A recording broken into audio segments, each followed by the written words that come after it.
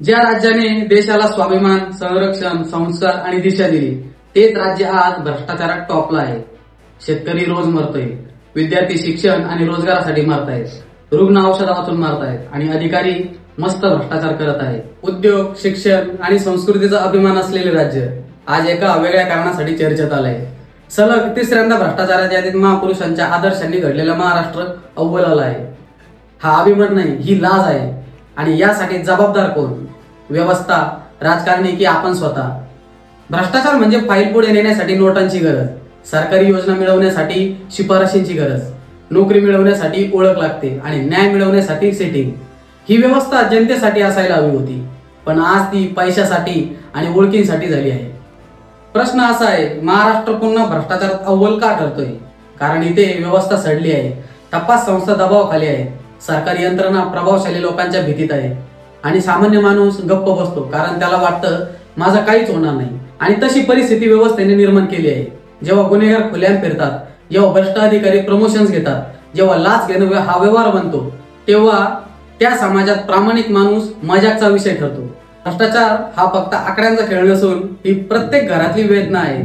एक शेतकरी सरकारी मदतीसाठी अर्ज करतो, त्याला 100 चक्रा मारून वरून कमिशन द्यावं लागतं, तेव्हा त्याची फाईल टेबलवर घेतली जाते। कित्येक तरुण रोजगार शोधत आहे, पण सेटिंग नसेल तर त्यांना नोकरी मिळणे कठीण आहे। एखादा गरीब सामान्य रुग्ण हॉस्पिटलमध्ये जातो तर औषधं स्टॉकमध्ये नसतात किंवा अचानक संपतात आणि पैसे दिले की लगेच स्टॉक उपलब्ध होतो।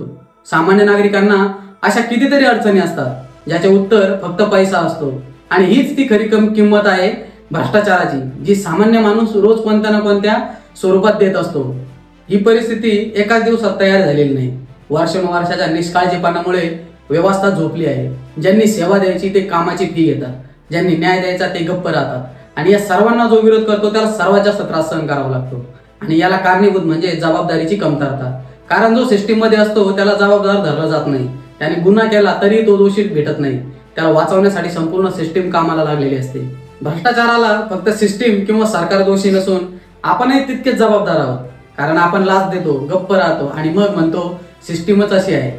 भ्रष्टाचार म्हणजे फक्त सरकारची चूक नाही, ती आपल्या मौनाची शिक्षा आहे। आपण बदलायचं ठरवलं तर व्यवस्थेलाही बदलावं लागेल, तशी तरतूद संविधानात दिली आहे। त्यासाठी RTI वापरा, सोशल मीडियावर भ्रष्टाचार उघड करा आणि लाच देण्याऐवजी प्रामाणिक लोकांना पाठिंबा द्या, तर लोकशाही टिकेल। महाराष्ट्र भ्रष्टाचारात अव्वल आहे हे सत्य आहे, पण कायमच तसा राहिला पाहिजे का? याचं उत्तर आपल्याकडेच आहे, ते फक्त आपण ठरवलं पाहिजे।